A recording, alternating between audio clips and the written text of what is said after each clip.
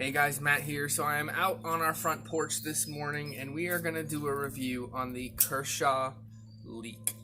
We're going to do a review on this knife, but we're also going to kind of do some philosophy on this and kind of what is this knife used for? Why would you want this knife over other knives? First of all, I want to thank my beautiful and lovely wife for getting this for me. You guys saw this in a video a while ago. This is a sweet knife and we're going to talk about it. Sorry I haven't been posting as much, guys. I think my last video was like a little over a week ago. I promise I'm going to try and do 2 videos a week.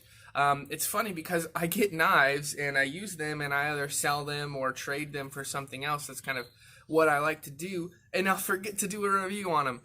It's not because I don't love the knives or I don't like them. Some of them I don't love, but it's just I'm a user and I like to have them, and I kind of forget that I started this channel and I am enjoying doing this channel, but it's just something I sometimes forget to do.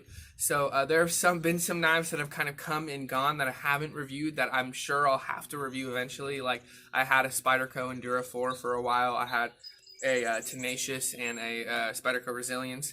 Notice they're Spydercos, and I'll kind of talk about that in a little while. But anyway, we're going to talk about the Kershaw Leek. So, as always, we're going to talk about what I like, what I don't like, and something unique. So let's get into it, guys.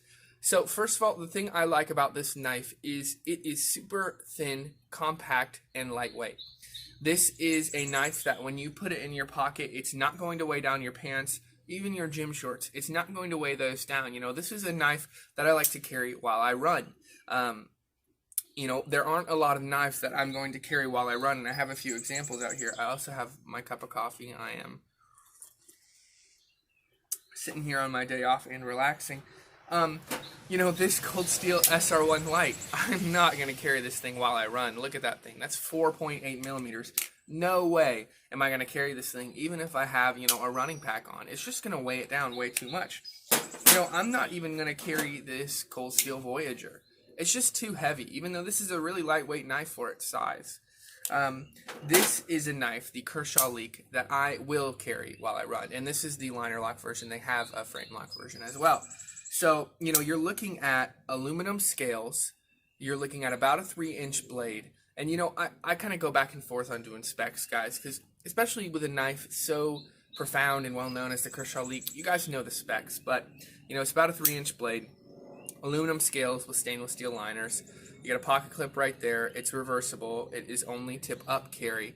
It has a little safety right there, and we'll talk about that in a little while. This is a Wharncliffe design blade, and this is in 14C28N steel. Good steel. I like 14C28N. It has about the same edge retention as, you know, VG10. So anyway, let's get back to what I like. I like how lightweight it is. I like that it is a knife that is, you know, if it's a great secondary knife, you know, if you want to carry a bigger knife and then a smaller knife. Another thing I really like is this blade design.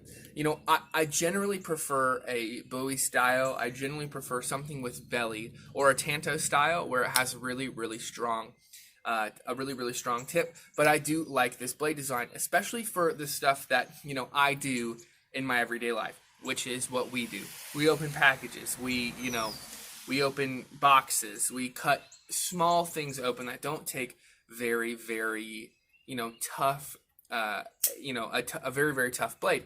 We want more of that precise thing for our EDC. And so I really, really like that. Another thing I like is specifically on this Kershaw Leek. You know, you have the designs that are the frame locks, which I like. I like the frame locks. They're a little heavier for my taste, but I really like the design, that purple. If you guys can see that, the sun's kind of coming in here on my front porch.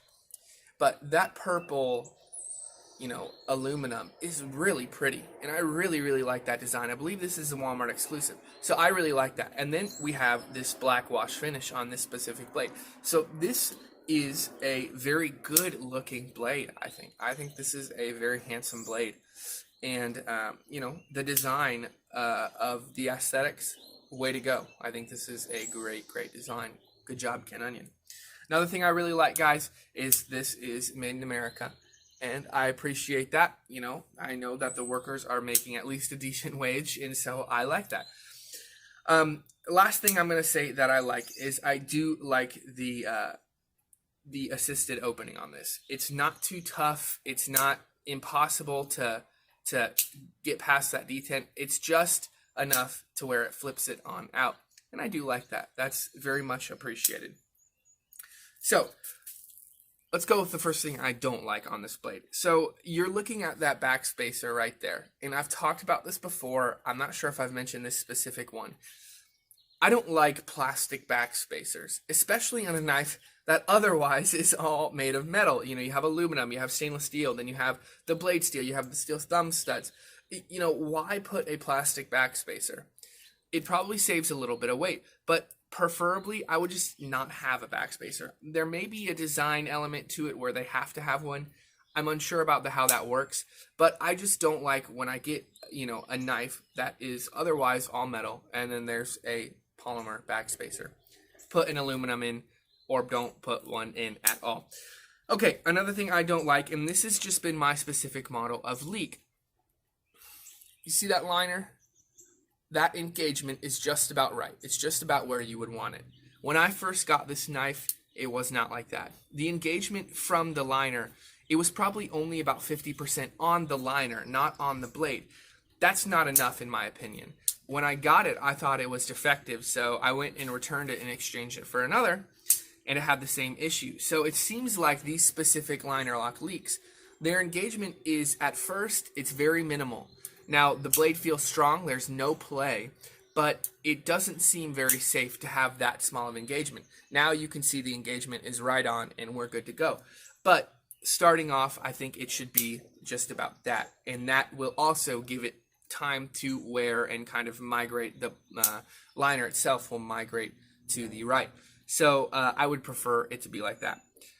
Okay, another thing I don't love, I think I mentioned that you can use this tip up carry only. I was wrong. It's tip down and tip up, but it's only right side carry. So if you're a lefty, you're kind of out of luck. Or if you like to keep your knife in your left pocket, you're also out of luck.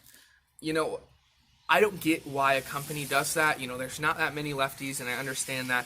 But Kershaw, or whoever you are, put your pocket clips, give them an option for both sides. In my opinion, tip up is the only way to carry. I know there are reasonings for carrying tip down, and I get it, but I prefer tip up by far. And that kind of moves us into the other thing I don't like. This pocket clip, guys, is horrendous. So it has this, it's the same style pocket clip that you find on the Kershaw Blur, and it's just, guys, it's not a great pocket clip. It carries way too high. I mean, this much is sticking out of your pocket, and this isn't a very tall knife. Now, when you carry it right here, it's better. You know, it's less is sticking out of your pocket, but still, the pocket clip just, I don't think, is designed very well. As far as strength and torsional rigidity, all that stuff, it's going to be plenty strong. I'm not worried about that. What I'm worried more about is design, and I actually have a deep carry clip that I use this with. I just wanted to show you the stock pocket clip that comes on it. So I don't love the pocket clip design, and I do not love that the liner lock doesn't really engage very well when you first get it. But guys, that's really where the things I don't like stop, because I really, really like this knife design. If you've been watching my channel, you can probably tell that I generally prefer bigger knives. I really, really like having a bigger knife. You know, not a huge knife sometimes. Sometimes I do like an XL folder, but usually like a 3.5 and 4-inch blade, because it can handle most of the tasks that I want it to, but it can also do fine detail work. But this is a knife that I will carry as a secondary knife, or like I said, when I'm running, when I know I want something in my pocket that's very lightweight. And so along with that, I kind of want to talk about something unique with this knife, like I always do, but that's going to launch us into a little bit philosophy. So I hope you've got your drinks, take a seat, and we're going to launch this. We're going to talk about some philosophy real quick. The unique thing I like about this knife is how thin the blade is. Now, you guys know I generally prefer thicker knives. And the reason I'm okay with this is because of how slicey this knife is. And when we're talking about EDC tasks, that's what you want. You don't want a big, thick knife. I've used this SR1 light. You just look at the difference between these two. I've used this SR1 light. I remember I used it to, we were preparing something with cheese, and I was slicing cheese, and I got about halfway through, and once it hit that bevel, it just smushed the cheese down. You know, you don't have to worry about that with this Leek. It's going to slice through just about whatever you want to because of how thin the profile is. Would I prefer a thicker tip on that? Absolutely, just a little bit. But we're talking about philosophy of slicing, and this knife is going to be very, very great at doing fine detail work and slicing, and so that's what's unique about it. You know, even when you're talking about a knife like this Voyager, you know, even though it's not crazy thick, you're just not going to have the slicing capabilities that this knife is. And people get confused as why that is. You know, they're like, it's a blade, it's sharp, it should slice just fine. The way I've thought about to describe it is, when you're in a pool or you're in the water, you're at the beach. I grew up in Florida. You know, I grew up on the swim team, stuff like that. And you put your hand in the water and you say you rest it like this and then you push it down, you're going to have a lot more resistance, right? Because there's more material, there's more water going beneath your hand. That's why when you're taught to swim, you're taught to cup your hands. If you put your hand like this and the water's right here and you put it down, you're going to have a lot less resistance, right? Because there's less material, and that's kind of how it works with knives, you know. And that's why a knife like this, which, you know, I guys, I can't really tell what grind that is. If I'm saying that's a really high saber grind would be my guess. But so you're looking at a lot less material right there in general, just with the blade. And even when it gets up to that grind point, there's still not very much. But even a knife like this Spyderco Persistence, it's a full flat grind, so the material just slides along better, right? That's kind of how I would use to describe this. And so the unique thing about this knife is how slicey it is. And I really, really like that. I really like a slicey knife. This knife, I have a bunch of cold steels for references. This Mini Tac Bowie, again, it's very thin. It's 2.5 millimeters.